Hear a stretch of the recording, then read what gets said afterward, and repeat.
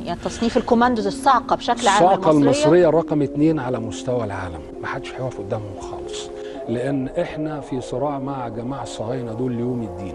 حذاري إن حد يفكر يدوس تاني على شبر من أرض مصر، حذاري. هنيجي تاني نخش شرم الشيخ ونعمل مش عارف ايه وسينا ايه والسد العالي ايه. بقول لهم لا، اعرفوا حجمكم كويس قوي.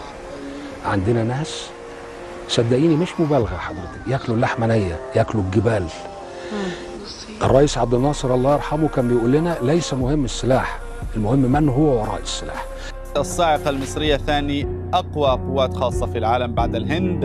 أمريكا عرضت على بعض أفرادها المتقاعدين أن يقوموا بتدريب القوات الأمريكية ولكنهم رفضوا، حتى أن إسرائيل طلبت من الأمم المتحدة خلال حرب الاستنزاف التدخل لإنهاء خدمة الصاعقة في الجيش المصري لأنها على حد قولهم غير آدمية.